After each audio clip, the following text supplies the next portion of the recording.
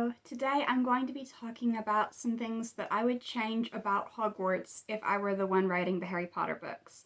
Now there's actually quite a bit that I would change, so this is just going to scratch the surface, and I'm going to focus more on the writing, how I would change how it's written, as opposed to how I would change how it's set up as a school, because that's a whole other can of worms.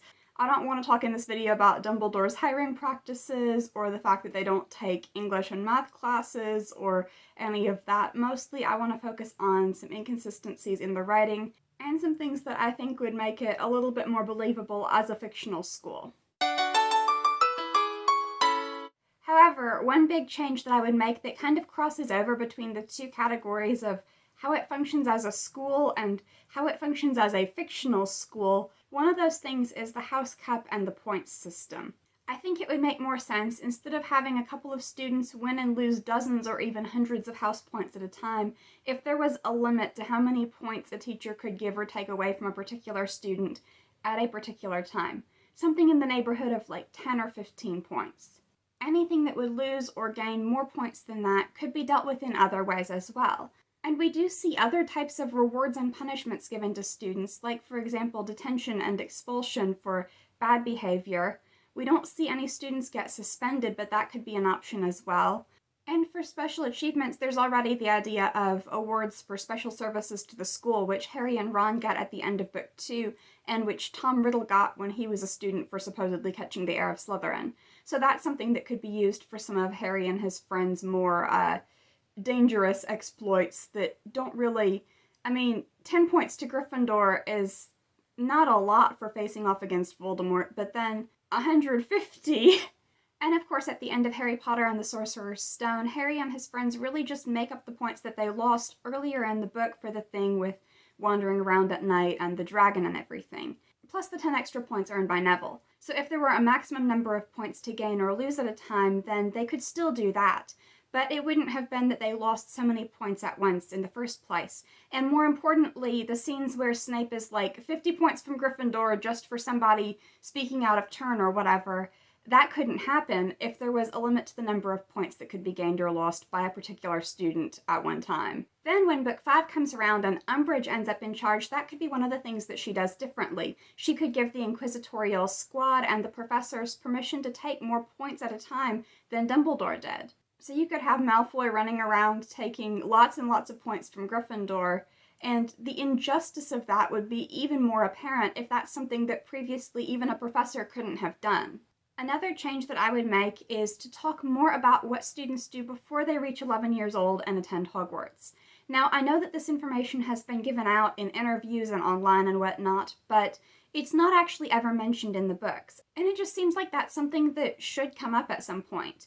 Harry, Ron, and Hermione could talk about it, and Ron could explain that instead of going to a Muggle elementary school, his parents taught him and his siblings at home. Because a lot of the kids from magical families seem to know each other when they arrive at Hogwarts, I also kind of think that parents might have kind of informal schooling arrangements between them, just with their friends who also have children around the same age. I wouldn't be surprised if, say, groups of 4 or 5 families that have kids that will all be starting at Hogwarts within a few years of each other would just kind of make informal agreements. Hey, I'll teach them how to read if you'll teach them how to do math, and we can, my husband can teach them how to fly on a broom. We can get them together to let them socialize and whatnot. There are plenty of scenes where the main trio discuss the differences between Ron's upbringing in the magical world versus Harry and Hermione's in the Muggle world, and I would think that schooling before Hogwarts would be something that would come up.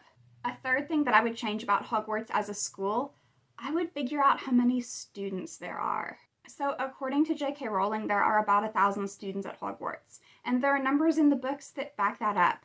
For instance, in the Quidditch game at the end of Harry Potter and the Prisoner of Azkaban, it's said that about 3/4 of the school comes out to support Gryffindor, but there are 200 fans wearing green and supporting Slytherin. If there are 200 wearing green and 3/4 are supporting Gryffindor, then that means that there are about 800 overall. A little bit more if not all of the students went to the Quidditch game. However, when it comes to Harry's year, the students that are Harry's age and that are with him in his classes, it seems really clear that there are 40 of them. Now, I'm not just getting that from the original 40 list, because on that page on wizardingworld.com, It actually says that she imagined that there would actually be more students and that these were just 40 of them to pull from when she needed a character. The problem with that, though, is that just from clues within the text, it seems pretty obvious that there are around 40 students in Harry's year. Maybe a little bit more, maybe a little bit less. For example, in Harry Potter and the Sorcerer's or Philosopher's Stone, there's a chapter in which Harry's classmates are called one at a time alphabetically in order to be sorted into their houses. Now, Harry doesn't take note of all of the names, but in the sections where he does take note of all the names, they match the original 40 list pretty exactly. Some of the names are changed, and there are still some students from the original 40 list who are left out in this chapter, but it's a pretty close match. For instance, Hannah Abbott, Susan Bones, Terry Boot, Mandy Brocklehurst, Lavender Brown, Millicent Bulstrode, Neville Longbottom, Morag McDougal, Draco Malfoy, Moon, Knott, Parkinson, Patil, Sally Ann Perks, Harry Potter. And then in Book 5, Order of the Phoenix, students are called in 4 at a time in alphabetical order to take one of their practical OWL exams. Hermione takes hers at the same time as Anthony Goldstein, Gregory Goyle, and Daphne Greengrass. Harry takes his at the same time as Pansy Parkinson and the Patil twins. If there were about 1,000 students at Hogwarts, there would be on average about 143 students in each of the 7 years.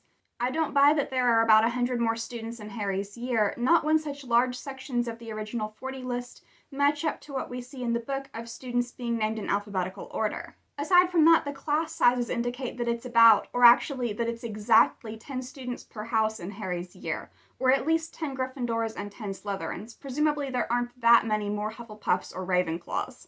For instance, in Professor Lupin's Boggart lesson, it's just the Gryffindors present in the novel, and the Boggart takes on 8 forms before it takes on the form of Professor Lupin's full moon. Harry and Hermione don't get the chance to face the Boggart, so if it took on 8 forms before Professor Lupin's, then that would imply 10 students. Likewise, in Harry's first flying lesson, there are 20 brooms laid out, and the class is for both Gryffindor and Slytherin.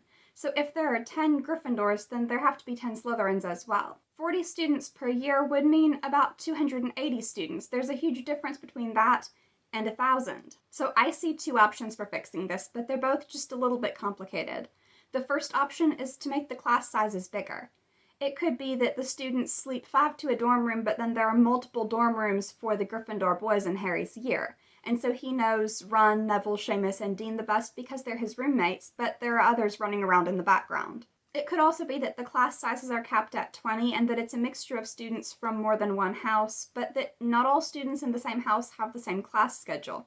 That could even be a topic of conversation between Harry, Ron, and Hermione, worrying about going into the next year whether they'll have the same class schedule again or whether they'll be separated.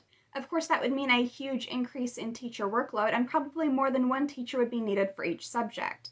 So it could be, for instance, that there's one professor that teaches the upper levels and another that teaches the lower levels, or that whichever professor you happen to get when you're a first year, you continue taking their classes through whenever you stop taking that subject. And it could be mentioned that it's unusual to only have one teacher for Defense Against the Dark Arts, but since it's so difficult to keep any teacher in that position for any length of time, that's how it has to be, and so they have fewer class meetings and more homework for that class. Obviously, that means introducing more characters, or having more unnamed characters walking around in the background, and there would be a lot of rather subtle changes, I think, if there were that many more students.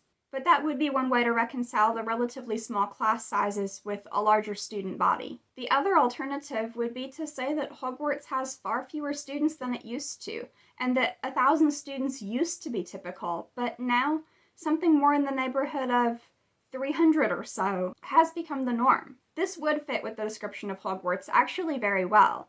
There always seem to be empty classrooms available, there's room on the 3rd floor for a whole forbidden corridor hiding the Sorcerer's Stone. It seems to be designed to hold more students than it does.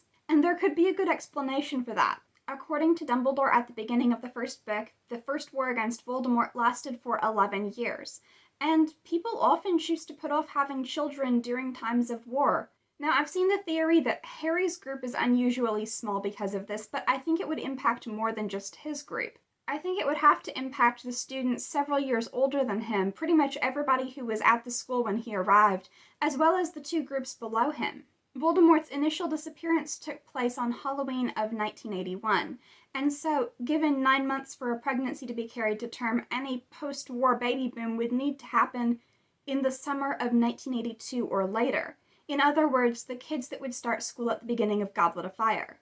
This would be a great place to mention that, actually. That's the first Sorting Hat ceremony that Harry sees after his own, and he could take note of the fact that, there are a lot more students in this group than ours. I think that if Hogwarts enrollment was on the decline due to the events of the First War, it would also make sense for Hermione to have to use the Time Turner when maybe students in previous generations that wanted to take more elective classes wouldn't have had to. Because it's made out to be that using the Time Turner is some special exception that's been made that usually isn't, but multiple older students have been mentioned taking 12 owls. Bill Weasley, Percy Weasley, and Barty Crouch Jr. all did. But if there are fewer students now, and therefore fewer options for putting together a schedule, then it might not be possible to make it work. Enter the Time Turner.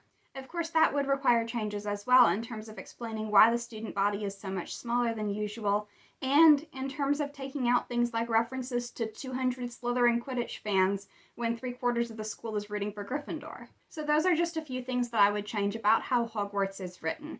I have more thoughts, particularly about the house system, but I think that that's going to have to wait for another video, or more than one video most likely, because this one's already getting too long. Oh, one last thing. If you liked this video and you want to see more from me, be sure to subscribe. I post new videos every Monday and Thursday.